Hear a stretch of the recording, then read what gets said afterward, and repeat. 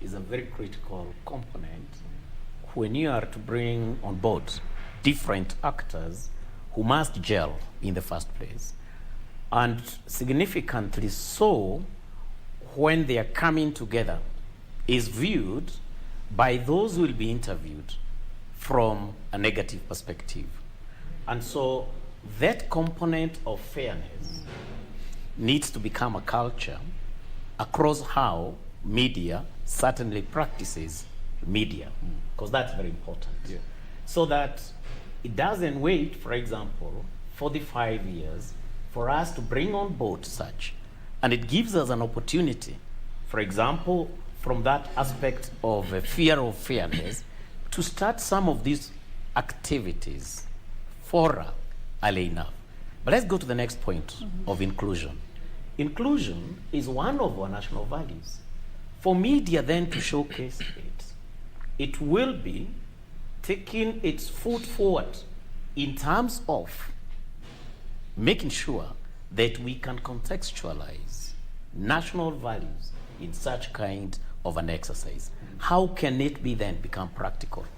Number one, each of the candidates may be having a closet that they may not want brought on board.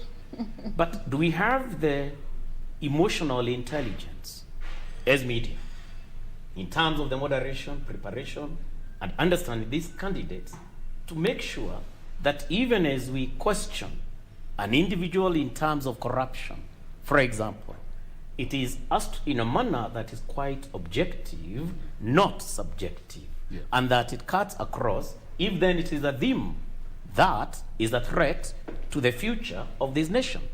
So how it's done, and it's relevant to what would be termed as the aspirations of the founding fathers of this nation and the generations to come, becomes very, very important. That's from that angle. But then we need to look at the other angle. Inclusivity is not just from within that component.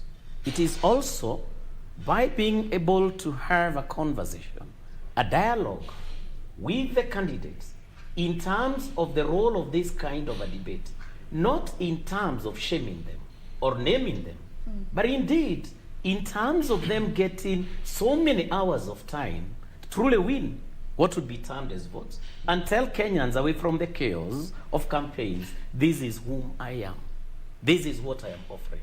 To me, from the two sides of that sword, that is what now should be looked at from a very emphatic perspective. One thing that is exciting